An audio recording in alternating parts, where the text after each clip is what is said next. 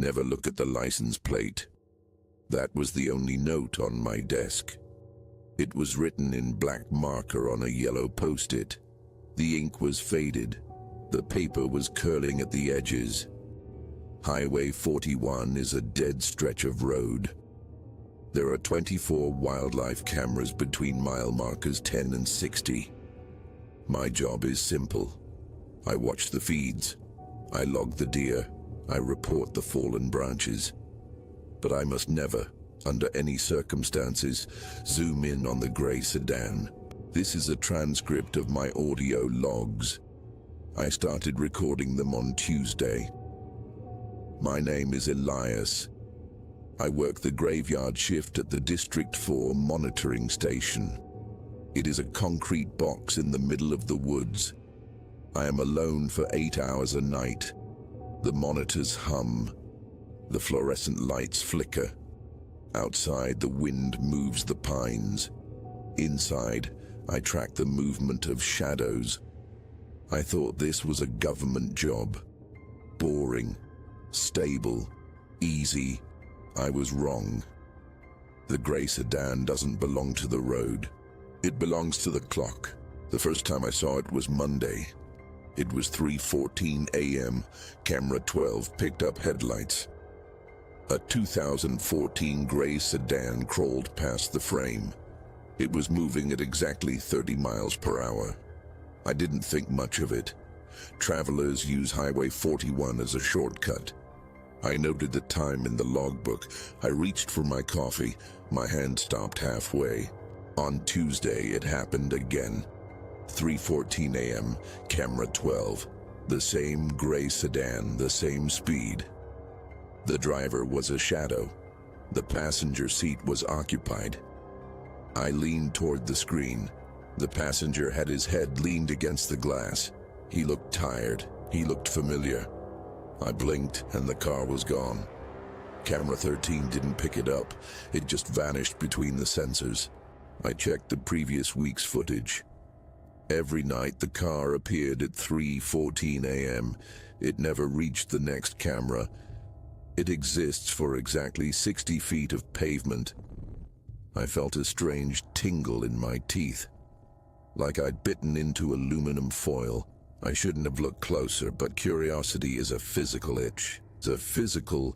Wednesday was different. I waited for the timestamp. 3:12, 3:13, 3:14. There it was. I used the digital zoom. The pixels blurred and then snapped into focus. The passenger wasn't just familiar, he was a mirror. He had my receding hairline. He had the same mole under his left eye. He was wearing the same flannel shirt I had on. I looked down at my sleeves. The pattern matched perfectly. Every thread, every button. My stomach turned over. I felt a sudden sharp cramp in my gut. I wasn't watching a stranger, I was watching myself.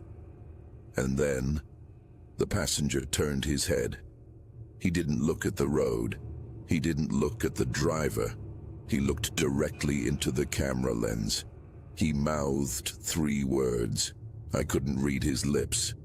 The feed cut to static for 3 seconds.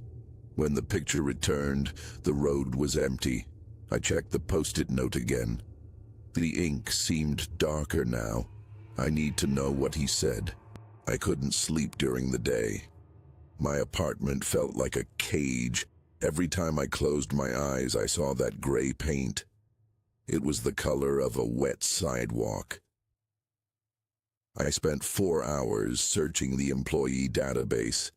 There is no record of who held this shift before me. The desk was scrubbed clean, except for the note. I went back to work at 11 p.m. The woods felt heavier tonight. The trees seemed to lean toward the station. I sat in my chair. My palms were sweating. I wiped them on my jeans. I kept looking at the clock. The seconds were dragging. I pulled up the archive from 3 years ago. I wanted to see if the sedan was there back then. The files were encrypted. I tried the obvious passwords. Nothing. I tried the station ID. Access denied. Then I tried 0314. The screen turned white. A single video file appeared. It was dated 5 years ago. I clicked play. The footage was grainy. It showed a man sitting in this very chair. He was hunched over. He was writing something on a yellow post-it note. He looked up at the internal security camera. It was me, but younger. Maybe 5 years younger. I didn't recognize the clothes, but the face was unmistakable. In the video, I saw myself stand up. I walked to the window of the station. I stared out into the dark. Then the video man checked his watch. He looked terrified. His jaw was locked tight. At 3:14 a.m. in the video, a pair of headlights washed over the station. The gray sedan pulled into the parking lot. In the video, I watched my younger self walk to the door. He didn't run. He didn't hide. He stepped out into the night like a sleepwalker. The passenger door of the sedan opened. My younger self climbed inside. The car drove off. I felt a cold sweat break across my forehead. My skin felt too tight for my bones. If I climbed into that car 5 years ago, who is sitting in this chair now? I checked the live feed. It was 3:10 a.m. The gray sedan was coming. I could feel the vibrations in the floorboards. The station phone rang. I didn't know it had a ringer. It was a sharp, mechanical shrill. It grated against my ears. I picked it up. There was only the sound of heavy breathing. Then, a voice. It was my voice. But it sounded like it was coming through a long metal tube. "Don't look at the plate," the voice said. It was a whisper. It was a warning. It was a plea. I slammed the phone down. My fingers were shaking so hard I couldn't grip my pen. I looked at the monitors. 3:13 a.m. The sedan was approaching camera 12. I didn't zoom in this time. I watched the wide shot. The car slowed down. It stopped in the middle of the road. This was new. It always kept moving before. The passenger door opened. The version of me from the car stepped out. He stood on the asphalt. He looked exhausted. His clothes were ragged. He looked like he hadn't slept in years. He started walking toward the camera. He was limping. His left leg dragged slightly. He stopped 10 feet from the lens. He held up a piece of cardboard. There was writing on it. The resolution was too low to read. I felt a frantic urge to see it.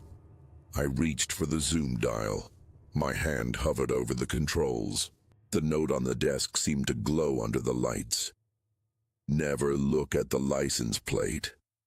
I realized why. The plate isn't a number. It's a countdown. I looked at the car. It was idling. A cloud of exhaust rose from the tailpipe.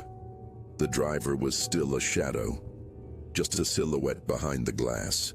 The man on the screen, the other me, pointed toward the station. He wasn't pointing at the camera. He was pointing at the door behind me. I heard a soft thud. Something had hit the exterior wall. It was the sound of a hand slapping concrete. I didn't move. I didn't breathe. My lungs felt like they were filled with sand. Someone was outside, and they were waiting for 3:15. The scratching started at 3:16. It was the sound of fingernails on metal. It was coming from the vent above my head. I stared at the ceiling. The screws were loose. They were turning by themselves, slowly, methodically. One by one, they fell onto the linoleum floor. They made a tiny ting sound that echoed in the small room. I looked back at the monitor. The man on the road was gone. The sedan was still there. The passenger door was still open. It was an invitation. I looked at the license plate. I couldn't help it. My eyes drifted down. The plate didn't have letters. It had a date. It was today's date. Under the date was a set of coordinates. I recognized them. They were the coordinates for this station. The plate began to change. The letters shimmered like heat on a highway. The date flickered. It moved forward by one day, then another. It was a calendar of my life. I felt a sudden, sharp pain in my left leg. I looked down. I wasn't injured, but I leaned on the desk and felt a phantom ache in my calf. It was the same limp the man on the screen had. My body was synchronizing with the footage. My flannel shirt felt heavy. It felt damp. I smelled wood smoke and old gasoline. The vent cover above me fell. It hit the desk with a deafening crash. No one came through the hole, but a smell did. It was the smell of my mother's perfume, and the smell of the hospital where my father died. It was the smell of my own life. The sedan on the screen honked its horn. Once, twice. The driver leaned out the window. He didn't have a face.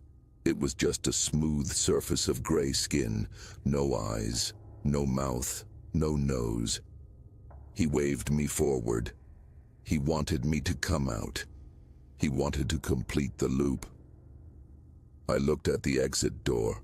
The handle was turning. Someone was trying to get in. Someone was trying to get out. I grabbed the logbook. I ripped out the pages. I didn't know why. I just needed to destroy the evidence of my time here. I looked at the monitor one last time. The gray sedan was now parked right outside the station. I could see the reflection of the building in its polished paint. The man who looked like me was standing by the car. He wasn't ragged anymore. He looked healthy. He looked whole. He was the one inside the station now, and I was the one who was fading. I looked at my hands. They were becoming translucent. I could see the glow of the monitor through my palms. The door to the station creaked open. A man stepped in. He was wearing my flannel shirt. He had my mole. He had my receding hairline. He looked at me with pity. He didn't speak.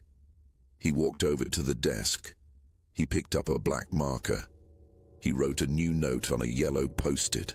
"Don't look at the driver." He sat in my chair. He picked up my coffee. He took a sip and grimaced. "Too much sugar," he muttered. It was my voice, my exact inflection. He turned his back to me.